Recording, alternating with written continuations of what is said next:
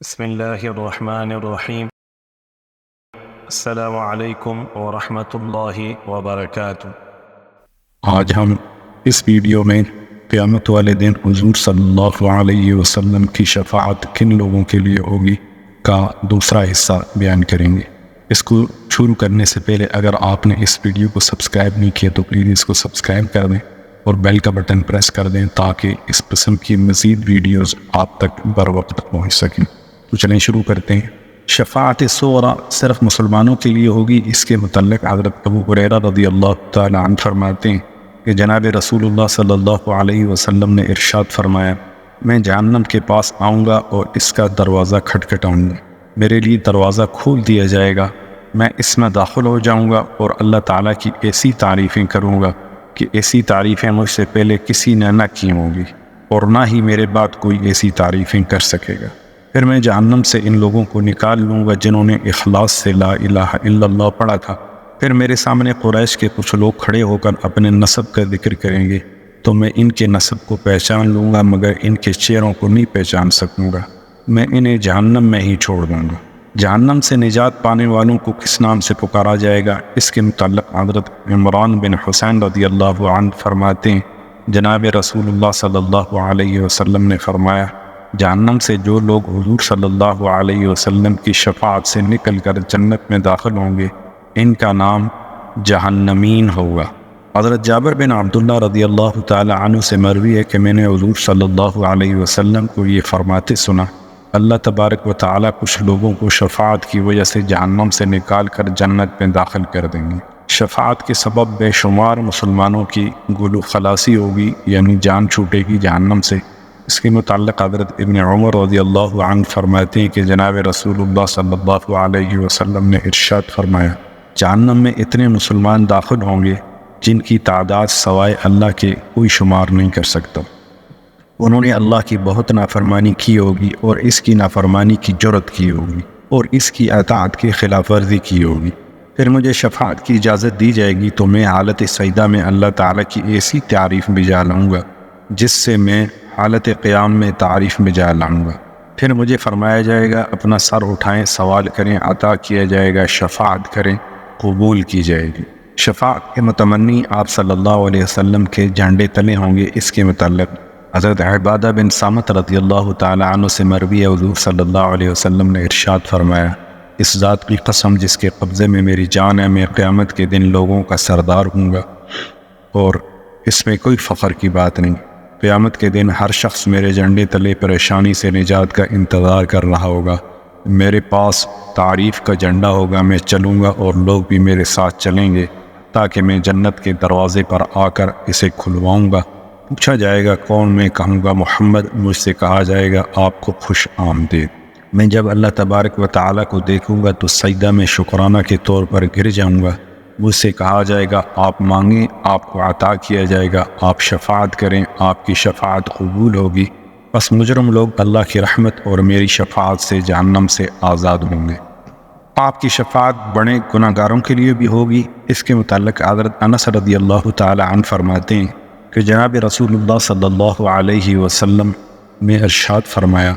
میری شفاعت میری امت کے کبیرہ گناہ والوں کے لیے ہوگی۔ حضرت انس رضی اللہ تعالی عنہ فرماتے ہیں کہ ہم نے عرض کی، یا رسول اللہ صلی اللہ علیہ وسلم آپ کس کے لیے شفاعت فرمائیں گے؟ آپ صلی اللہ علیہ وسلم نے فرمایا، اپنی امت کے کبیرہ گناہ کرنے والوں کے لیے، بڑے گناہ کرنے والوں کے لیے اور قاتلین کے لیے۔ گناہ گاروں کو تسلی کے متعلق حضرت ابو امامہ رضی اللہ تعالی عنہ سے مروی ہے، حضور صلی اللہ علیہ وسلم نے ارشاد فرمایا، میں اپنی امت کے گناہ گاروں کے لیے بہت اچھا ہوں۔ پوچھا گیا یا رسول اللہ کیسے؟ آپ صلی اللہ علیہ وسلم نے ارشاد فرمایا، جو میری امت کے گناہ گار ہیں اللہ تبارک و تعالی انہیں میری شفاعت کے سبب جنت میں داخل فرمائیں گے، جبکہ میری امت کے نیک لوگوں کو اللہ تبارک و تعالی ان کے عمل کے سبب جنت میں داخل فرمائیں گے۔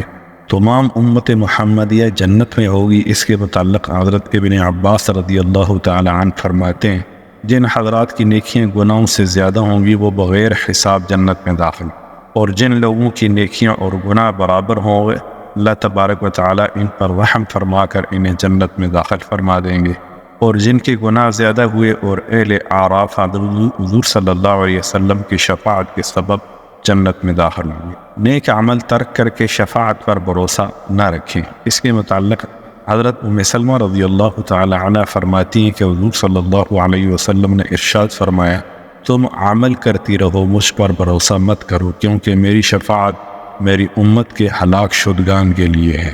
شفاعتی لأہل الکبائر من امتی کی تشریح میں حضرت جابر بن عبداللہ رضی اللہ تعالی عنہ فرماتے ہیں کہ جس کی نیکیاں اس کے گناہوں سے زیادہ ہوں گی وہ بغیر حساب جنت میں داخل ہوگا، اور جس کی نیکیاں اور گناہ برابر ہوں گے اس شخص سے حساب یسیر لے کر جنت میں داخل کر دیا جائے گا۔ اور رسول اللہ صلی اللہ علیہ وسلم کی شفاعت اس شخص کے لیے ہوگی جس نے خود کو خدا کی رحمت اور جنت سے دور کر دیا ہو اور اپنی پشت کو گناہوں سے لاد لیا ہو۔ رحمت خداوندی شفاعت نبوی صلی اللہ علیہ وسلم سے بڑھ کر ہے۔ اس کے متعلق حضرت انس رضی اللہ تعالی عنہ فرماتے ہیں، جناب رسول اللہ صلی اللہ علیہ وسلم نے ارشاد فرمایا، میں اپنے رب کی بارگاہ میں شفاعت کرتا رہوں گا اور وہ میری شفاعت کو قبول کرتے رہیں گے، حتیٰ کہ میں درخواست کروں گا کہ میری شفاعت ان لوگوں کے متعلق بھی قبول فرمائیں جنہوں نے لا الہ الا اللہ پڑھا تھا۔ اللہ تعالیٰ فرمائیں کہ اے محمد، یہ آپ کے لیے نہیں ہے اور نہ ہی کسی اور کے لیے ہے، یہ صرف میرے لیے ہے۔ مجھے اپنے غلبہ و جلال کی اور اپنے رحمت کی قسم، میں جہنم میں کسی ایسے شخص کو نہیں چھوڑوں گا جس نے لا الہ الا اللہ پڑھا تھا۔ آپ صلی اللہ علیہ وسلم کی شفاعت کی ترتیب کس طرح ہوگی؟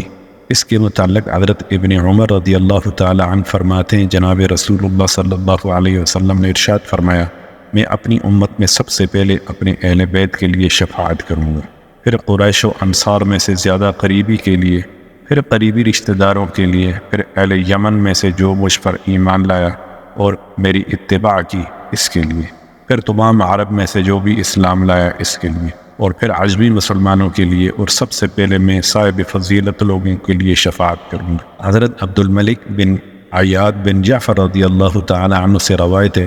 کہ انہوں نے حضور صلی اللہ علیہ وسلم کو یہ ارشاد فرماتے سنا، میں اپنی امت میں سے سب سے پہلے اہل مدینہ، اہل مکہ، اہل طائف کی شفاعت کروں گا۔ آپ صلی اللہ علیہ وسلم کی شفاعت کا سبب بننے والے اعمال کون سے ہیں؟ سب سے پہلا ہے کلمہ۔ حضرت ابو ہریرہ رضی اللہ تعالی عنہ فرماتے ہیں کہ ہم نے عرض کی، یا رسول اللہ صلی اللہ علیہ وسلم، قیامت کے دن آپ صلی اللہ علیہ وسلم کی شفاعت کی سعادت کون لوگ حاصل کریں گے؟ تو آپ صلی اللہ علیہ وسلم نے ارشاد فرمایا، اے ابو ہریرہ، تمہاری حدیث سے متعلق حرص کو دیکھ کر مجھے یقین تھا کہ تم سے پہلے اس بات کے متعلق مجھ سے کوئی نہیں پوچھے گا۔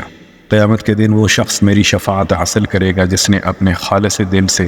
لا الہ الا اللہ پڑھا ہوگا۔ اذان کے بعد دعا پڑھنا، اس کے متعلق حضرت جابر بن عبداللہ رضی اللہ تعالی عنہ سے روایت ہے، جناب رسول اللہ صلی اللہ علیہ وسلم نے ارشاد فرمایا، جس نے اذان سن کر یہ کہا، اللہم رب هذه الدعوة التامة والصلاة القائمة آت محمدا الوسیلة والفضیلة وبعثه مقاما محمودا الذی وعدته، اس کے لیے میری شفاعت لازم ہوگی۔ مدینہ کی سختی برداشت کرنے والے کے متعلق حضرت سعد بن ابی وقاص رضی اللہ تعالی عنہ فرماتے ہیں، جناب رسول اللہ صلی اللہ علیہ وسلم نے ارشاد فرمایا، جو شخص بھی مدینہ کی سختی اور تکلیف برداشت کرے گا اور اس کی مصیبت جھیلے گا، میں قیامت کے دن اس کے لیے شفاعت کروں گا، یا فرمایا کہ میں اس کے لیے گواہی دوں گا۔ مدینہ میں وفات سے متعلق حضرت عمر رضی اللہ تعالی عنہ سے روایت ہے، جناب رسول اللہ صلی اللہ علیہ وسلم نے ارشاد فرمایا،